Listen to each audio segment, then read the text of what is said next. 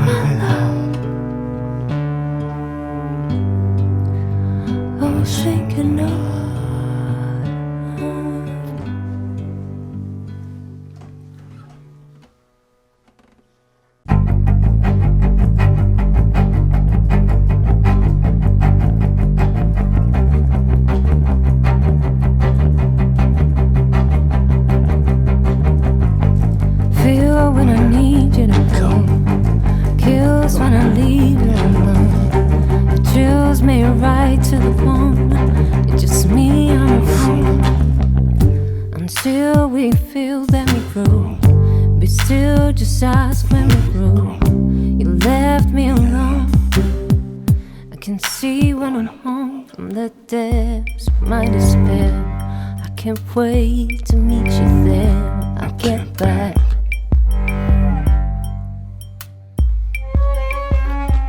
From the depths of my despair, I can't wait to meet you there. I'll get back.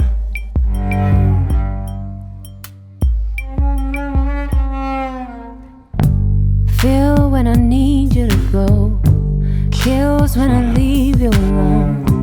Chills me right to the bone. It's just me on the phone. Until we feel, then we grow.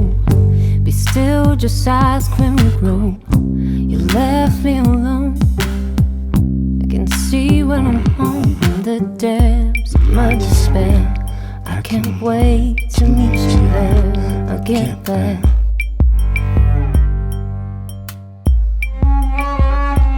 From the depths of my despair, I can't wait to meet you there. I'll get back.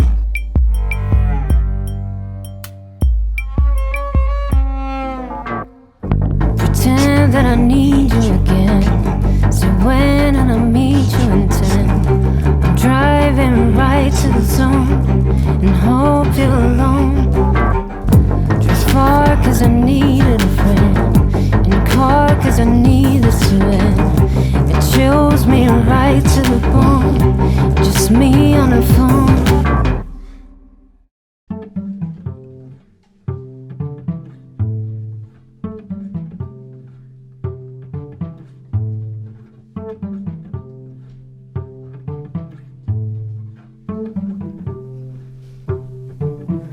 Was it rain? Was it gray? Do you kneel when you pray? Was it night? Was it day? Was it pain? In a way. And now the sun is going down, and I'm falling from the ground, and I'm tired of the crowd until Jesus comes. For please, for you, want to. For please, for you, for me, want to.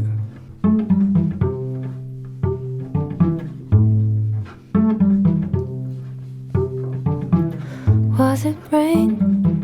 Was it gray? Do you kneel when you pray? Was it night? Was it day? Was it pain? In a way. And now the sun is going down, and I'm falling from the ground, and I'm tired from the crowd until Jesus comes. For please, for you, for me, want to. For please, for you, for me, want to.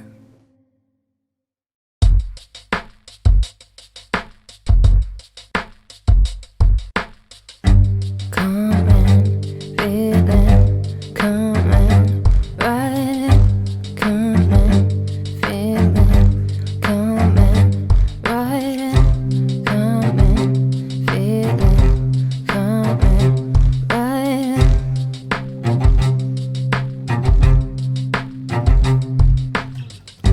Dropping, feeling, breathing, riding, coming, feeling, freezing, walking, taking, breaking, breathe me, riding.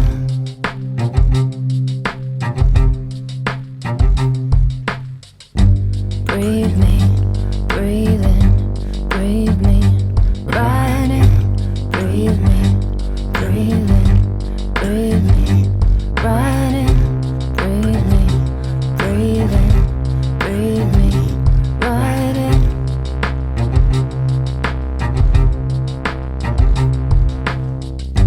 You say I'm only, love me when you're lonely. I'll wait and all day. Will you go? Won't you stay? I'll please, summer breeze, gentle sins, but I won't tease.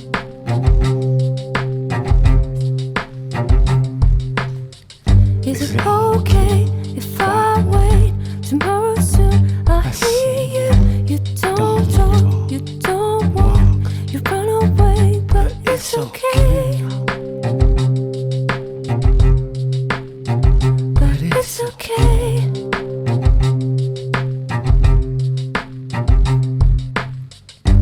Breathe me, breathe in, breathe me, riding. Breathe me, breathe in,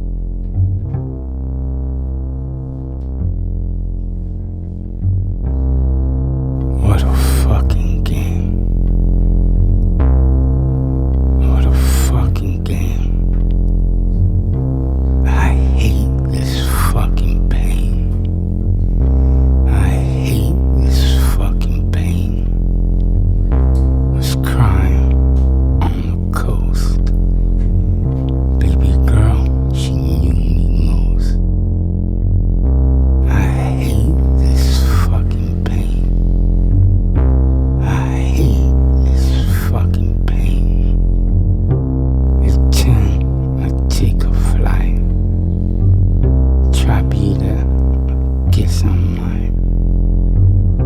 Miss my baby while I fly.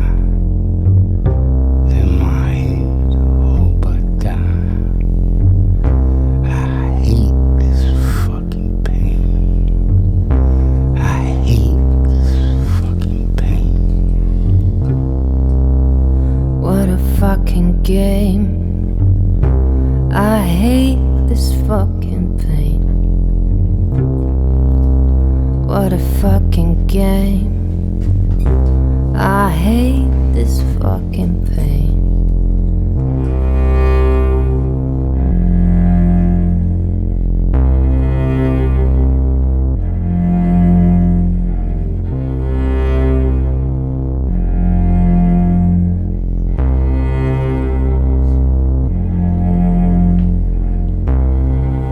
What a fucking game. What a fucking game. I hate this fucking pain. I hate this fucking pain. Was crying on the coast. Baby girl, she knew me most. I hate this fucking pain. I hate this fucking pain. At 10, I take a flight. I try better, guess I might. Miss my baby while I fly. Lose my head, hope I die. What a fucking game. What a fucking game. I hate this fucking pain. I hate this fucking pain. What a fucking game. I hate this fucking pain. What a fucking game. I hate this fucking pain.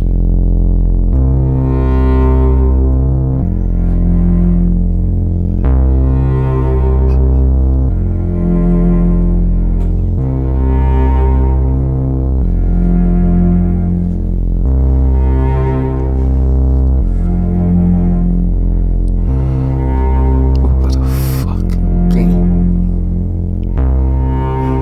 What a fucking game.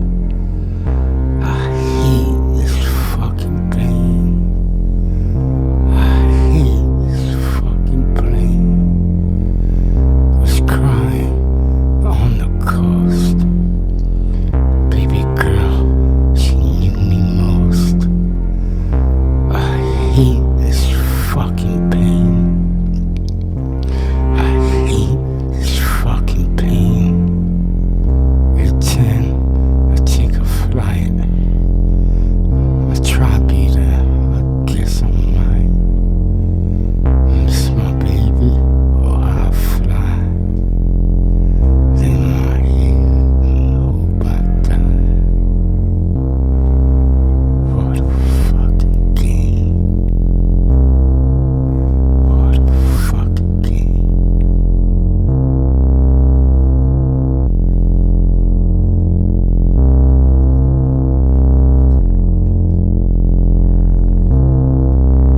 What a fucking game. I hate this fucking pain.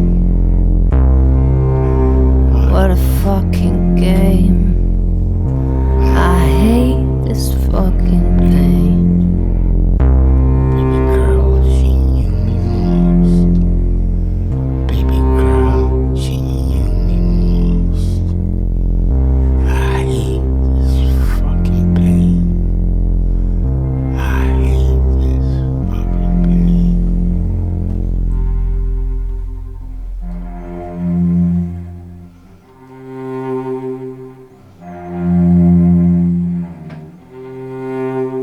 What a fucking game. I hate this fucking pain. What a fucking game. I hate this fucking pain.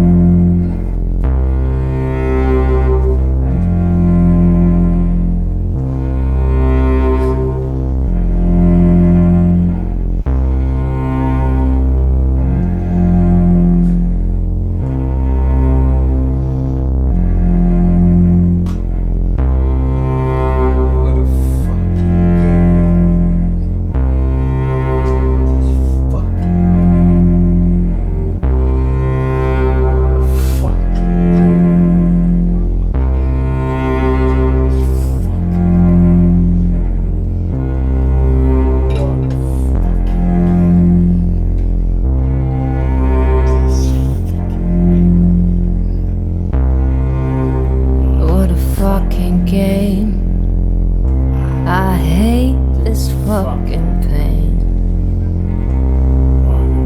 What a fucking game. I hate this fucking pain.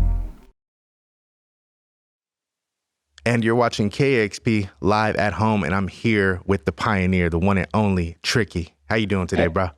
Good, sir. Thank you. How are you? Man, fantastic. It's good to be talking to you. Good to talk to you, and thanks for all the support you've been giving us. Man, all day. Been delivering incredible music, game-changing stuff for a long time now. You just heard a performance of some of the stuff from your 14th album right there, Yeah. Fall to Pieces.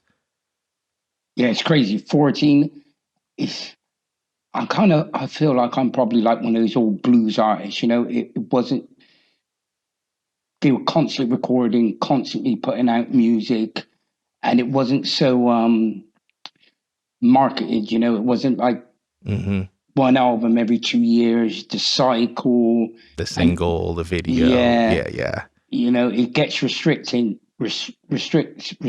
So I just like to get my music out there, you know, and just, I'll usually choose a single just because I like it.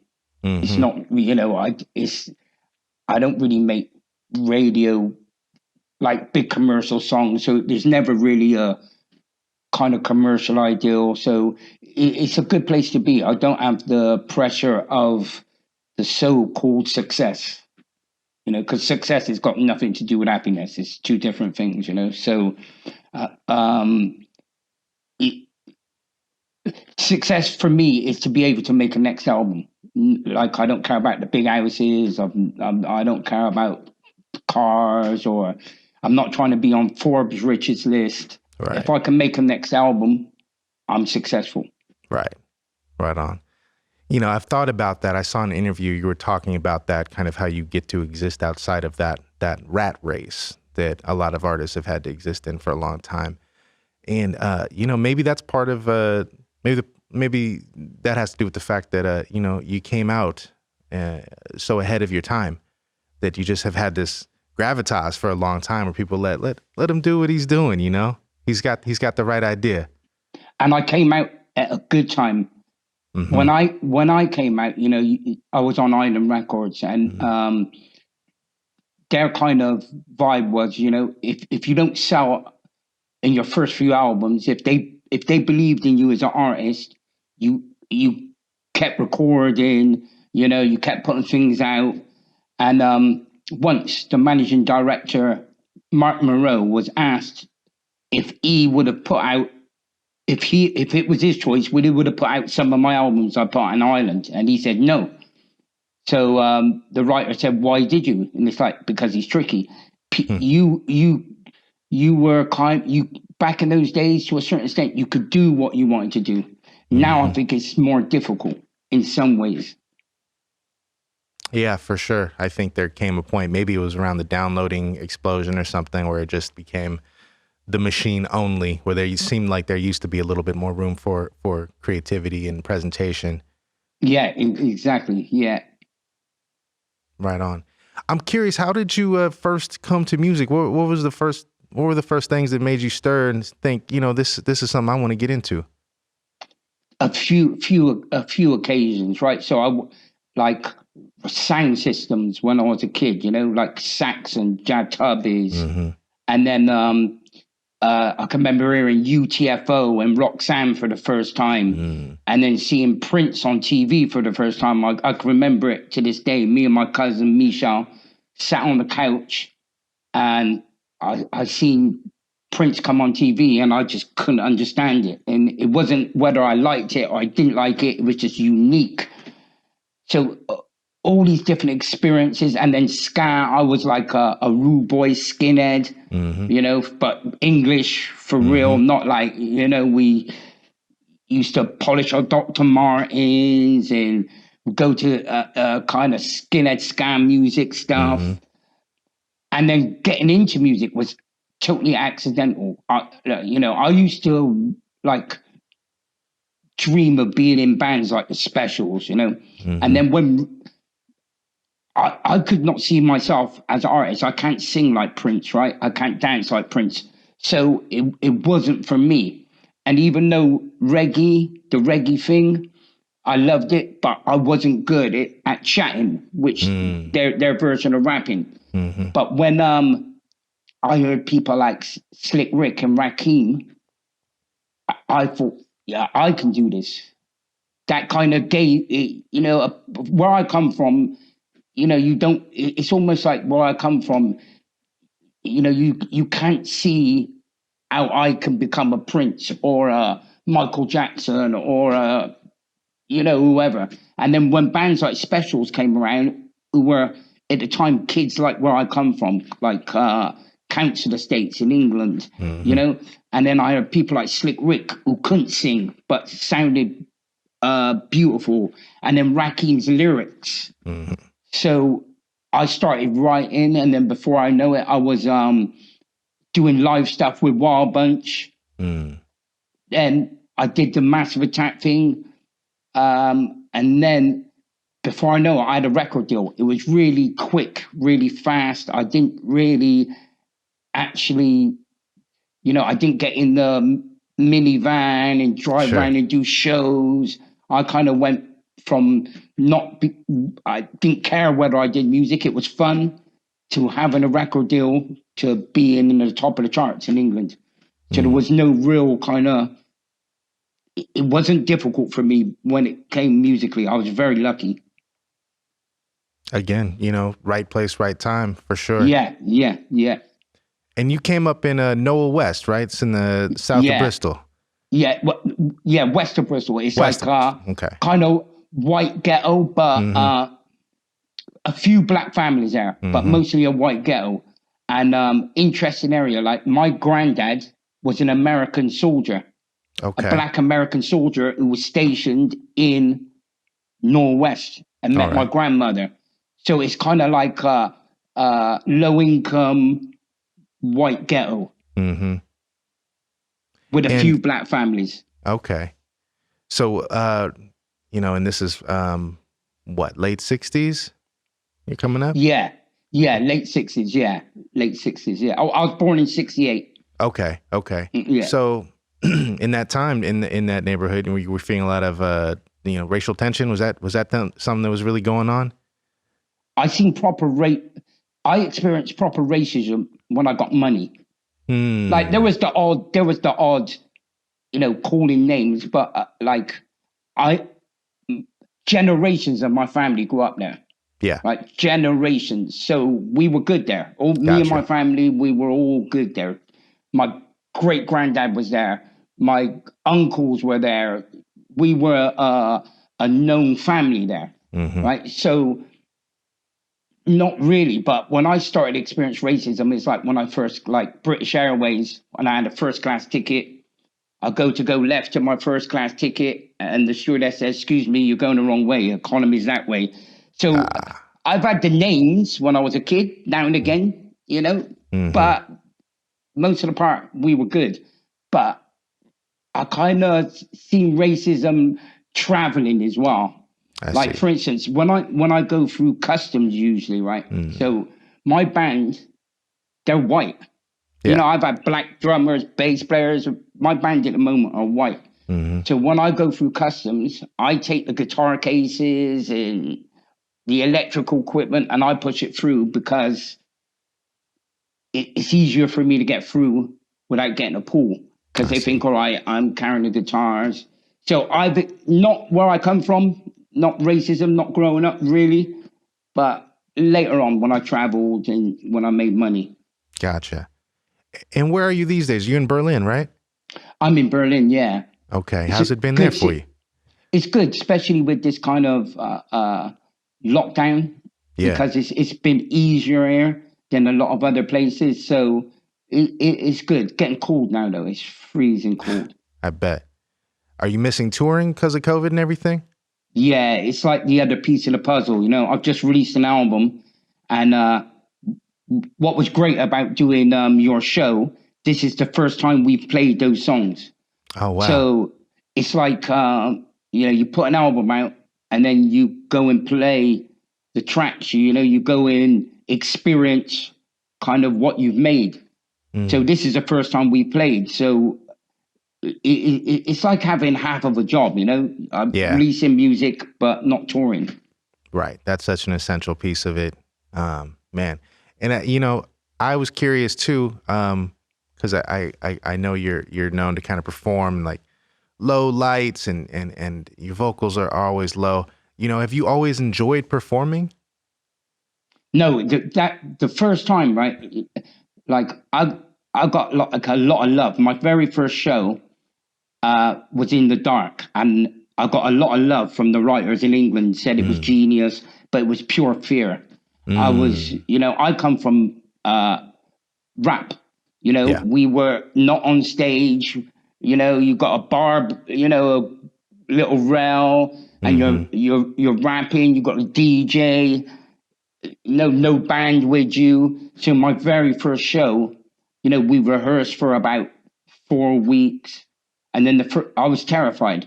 So I just had the lights down low, and ever since then, it's kind of stayed like that. Right on. Right on. And you've always done such strong work with collaborators, you know, your whole career.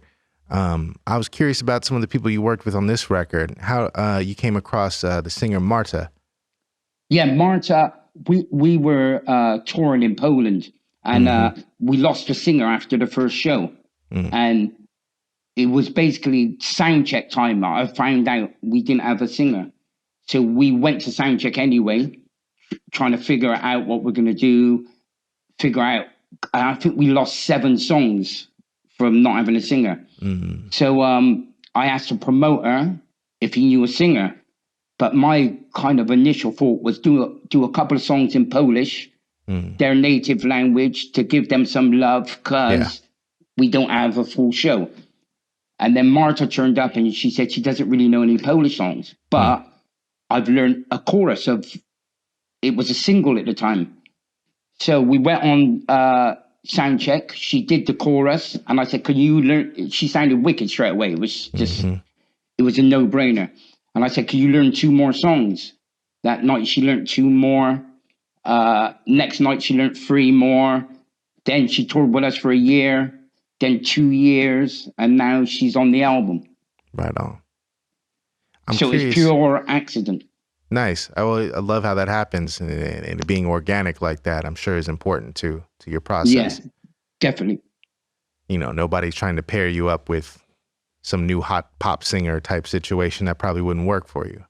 Yeah, I'd like to work like someone really commercial, but I've been asked, like there was talk of me and Madonna working together many years ago, right? And it's not that I didn't want to work with her. It's like I can't help her out. I can't get her where. So if I work with a commercial artist, I can't really get you in the chart. So some artists, I wouldn't see the point of working with me, because I can't get you like a number 1 song in America, you know, or in England, you know. So but I would like some. Back in the days, I always wanted to work with Whitney Houston and what's her name, the girl who was going out with Justin Timberlake, really poppy girl, Britney Spears. Oh, of course, yeah. Okay. Well, you know, I would think when you know, even like a Madonna is trying to collaborate with you, it's probably having to do with some of the credibility that comes with working with you. You know, more so than that commercial desire. See, I never think like that. See, so I kind of I kind of almost like the glass half empty. I'm almost like, well, look, Madonna, it'd be great to work with Madonna, right? But what can I do for her? And then, you know, so I kind of think more like that than someone looking for credibility. Sure. You know, that occurred to me because I remembered when Beyonce had you on stage at Glastonbury. What was that 20? Yeah, I froze. 2011. Did you froze? Oh my God! You know, I said my mic didn't work. There was nothing wrong with my mic. I could not. Nothing would come out my mouth. I just froze. It was like, that is a huge show. My shows, when you see my shows, it's a big difference. Yeah. And when I went on there and the lights, I just froze. I just froze. I was like how they say, a rabbit in headlights. It was just, I just wasn't ready for that. I feel it. Well, you've got your lane, you do, where you're comfortable and what people, come to you for. Yeah, exactly. I'm curious too, in the case of Marta, like her voice, it seems like it goes right along with the musical imprint you've always had. Is there a certain quality or vibe you're looking for with particularly vocalists that you work with? Well, say like with Marta, right? Yeah. When she first toured with us, I said, look, if you give me a year touring, I'll put you on my album so I don't have to look for a singer. That turned into 2 years. But by the time we went in the studio, it's totally different singing live and then going in the studio. I was a bit nervous because I don't know how she's going to sound. So that's just pure accident. But I could tell like her vibe, like when I watch her on stage, for instance, when she's uncomfortable, instead of striking a pose, she'll be uncomfortable. Like I encourage people like on stage, look, if you're uncomfortable, be uncomfortable. Don't try and act like you're not uncomfortable or strike a pose. Just be you. And she was doing that on stage, she was just being herself. So usually, it's going to work when you got someone like that. She's just very natural and authentic. Yeah. There's no like for instance, we're talking about her album now, right?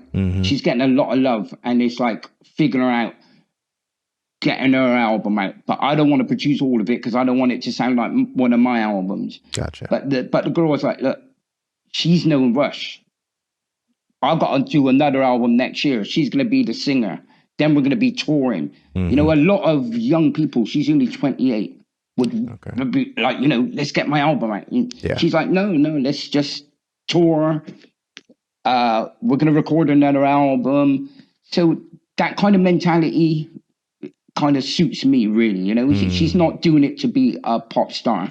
She loves singing, she wants to be a singer. Right on. That feels like that kind of nails that quality, that's typified a lot of the people you've worked with, even Martina Topley-Bird, that authenticity, just sounds like somebody, you heard her singing on the street, right? Yeah. So yeah, you get that quality of just very natural and not putting on airs and not so commercially minded. And I think when you work with someone who's not known, there's no expectations. Yeah. So you kind of got more of a freedom. When you work with someone who's known, they already have an identity to a certain extent. So you know what you're going to hear. Yeah. If I'm working with new people, it's a change in itself. Like Marta is a total new voice for people who maybe have known me for 14 albums. Yeah. So it's kind of and I like bringing unknown artists, people who no one's never heard of them before. Yeah. And one thing I wanted to ask you about on the new record, it's about 16 tracks. I think it's about 28, 30 minutes. Yeah. 30 minutes. I think it's about 30 minutes. Okay. I was curious, the songs seem real short, you're going for think usually I don't time records. The odd one I might say, listen, this needs a middle A but usually I don't time it. But on this, I didn't have the concentration level because you must have read, everybody knows, right? My daughter died, right? Yeah. So I had to do this. Doing this album was a way of getting away from things for a minute. But I just didn't have the concentration level, and it was just like certain songs when they were done, they were just done. So, and I didn't think about it, and I felt the emotion in the song, and I didn't feel like it had to be any longer. And it just came out how it came out, you know. Right on.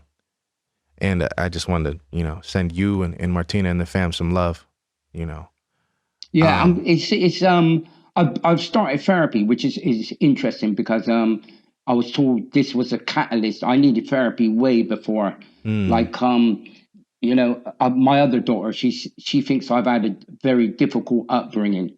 Like I can't see it myself, but losing your baby, that's difficult. So I've been going to therapy, so it's helping. I'm getting stronger. I'm getting stronger. I'm good. The secret now is to find what's the point of being here, because when you lose a child, that's your point. So now I've got to try and find the point and the reason why I still need to be here, and I'm getting there gradually. Good, because we need you here, brother, for sure. Thank you. Most certainly. And you just put out your autobiography last year too. Yeah. That was kind of by accident as well. I was doing an interview with a guy, and he's like, "Look, I've been reading your stuff for years, and there's just pieces of your life. Don't you want to put those pieces together?" And then before you know it, we had a book deal, and then the book was released. So was that therapeutic in itself, kind of putting that story down? It was kind of fun because I had friends in the book and uncles and aunties talking. Yeah. So it was kind of fun, and I've never read it because I can't read it. I got my cousin to proofread it. Okay. Right, to go through everything and then talk to me on the phone. But it's hard for me to read like certain things, like even how the book ends. I can't read that. Like, it's weird. I can't even look at a photograph of my daughter. I can't. I haven't got the strength to look at a picture yet. Yeah. So it's I haven't read the book. Gotcha. But it was fun doing it. Yeah, I would imagine, all the voices of, everybody who's contributing to it, all your family and your friends, and even just remembering the people that aren't with you anymore. That had to be very, take you home. Yeah, exactly. Yeah. And it's like me and my friends talking about people who are no longer here and remembering good times. And then my friend or my family remembering things I don't or I do and telling them, it was good. It was good. Right on. I haven't read it yet, but I'm looking forward to reading it. Doing a little research for this, I was like, okay, I got to read this because there were things about your background that I didn't know, about your upbringing, and I was just like, okay, this is what made the man. Yeah, Jamaican dad, American. African American soldier, granddad, mum half white, kind of all over the place. Yeah. I had the best of both worlds. I could be in a pub and there'd be no black people in there, and I could be in a reggae club. There'd be no white people in there. Sure. So I kind of had the best of both worlds. For sure. And you had a family that whose reputation kind of preceded you too. Yeah, my granddad was I had a notorious family, and then I had a granddad who was called Tarzan the High Priest. He's one of the well kind of respected sound systems of England back in the days. Wow. Okay. Yeah, he's like a bit of a legend for sound systems. And then on the other side, my kind of uncles were notorious, and I think that's probably why it was easy for me. They came before me, So we had quite a notorious family there, and generations of us as well. Yeah. So you had family that had a sound system. That's how you first got exposed to that, I assume, because I was curious, were you traveling to go see, how that was working? Me and my friend Whitley, Whitley's a black guy, right? And he lived around the corner from me. Yeah. And we would hang out in Northwest, but then on the weekend, go and see a sound system in a different part of the city. you know, and his brother used to take us to blues in Birmingham when we were kids. Mm-hmm. So we were going to a lot of the reggae, and then hip hop came in, Mm-hmm. you know, and you know, I can remember seeing Public Enemy in London. Wow. Public Enemy, Run DMC, Beastly Boys. I can't remember who else, but so this is before I met Chuck D later as well. So this is when I was a kid, and we went all the way from Bristol. We see Public Enemy, and the guy who drove us there, my cousin, who's actually in the book, he wasn't really into music so much. He was a street guy, but he got murdered. You know, and so it's kind of, the book was mad, and so like going all these experiences, seeing Public Enemy when we were kids, and then getting to meet Chuck D years later, it's just kind of a bit surreal, you know. I'm sure, and I mean, you know, you covered famously Black Steel and Our Chaos. Yeah. I can't imagine how that must have been, since seeing Public Enemy, you know, as a younger man, was such a formative experience. They Public Enemy totally changed the face of music. It's one of the few bands, right? If you see, like, you know, if you think of Public Enemy as hip hop, right? But I've met drummers who have been influenced by Public Enemy, live drummers, right? Which is just ridiculous. Right. They changed the face of music, and I can remember where I was when I first heard Chaos in Our Chaos in.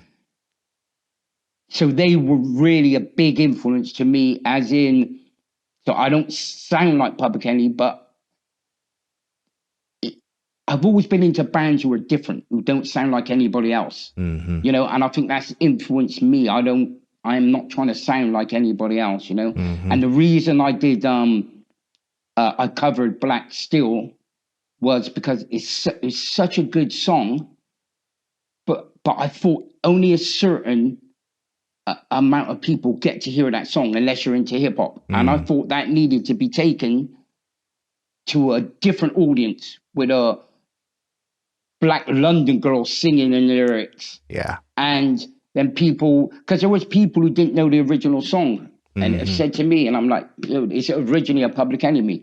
So the song was so good, it's almost like I had to show other people this, and his lyrics, you know, Chuck D's lyrics. Incredible. Yeah.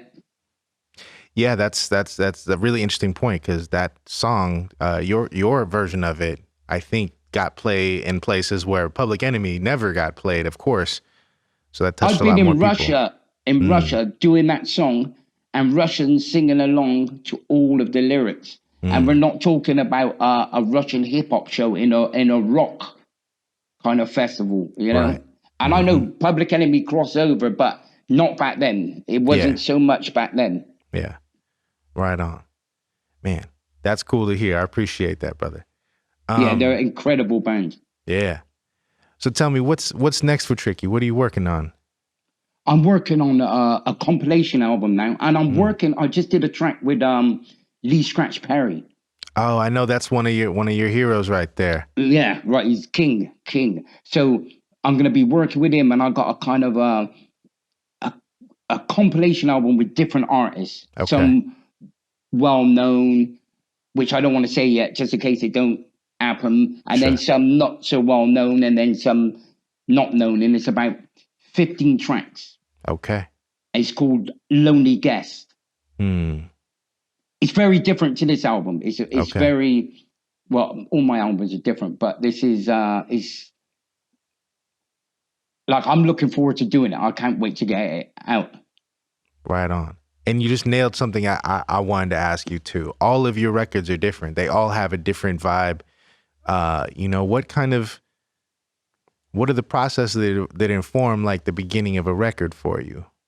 I didn't know it until I got a friend called Armani Vance. Right?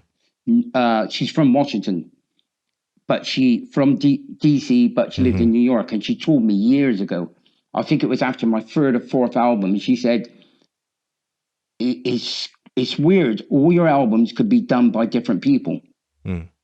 I never noticed. So she's the first person to inform me that. So I try not to think about it too much because that might change.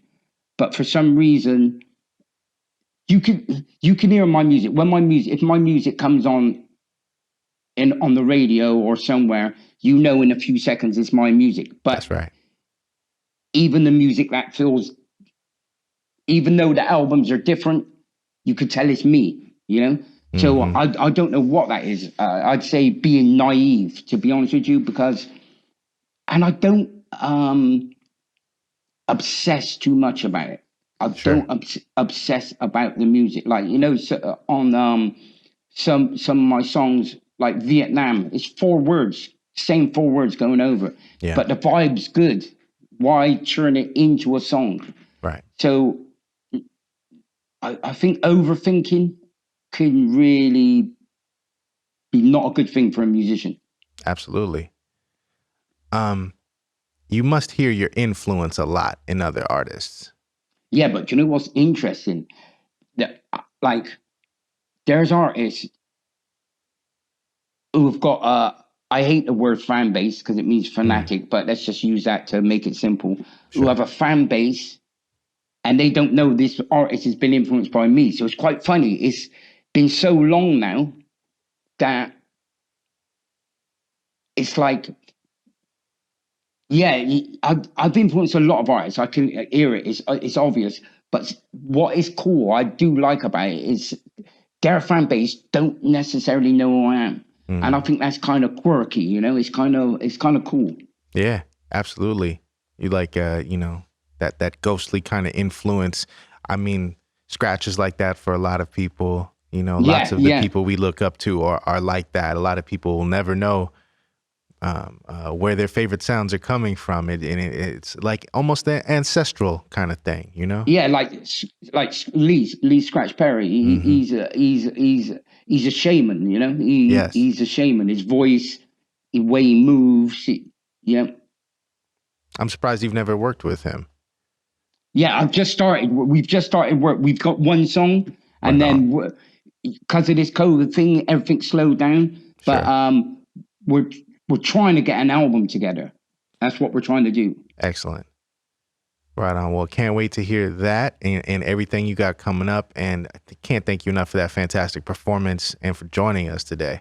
And thank you for all the support, my friend. All day, brother. All right. Cool. You be well. Much love. Thank you. Much love. All right. This is KEXP Bye-bye. Live at home. Tricky. Thank you for joining us.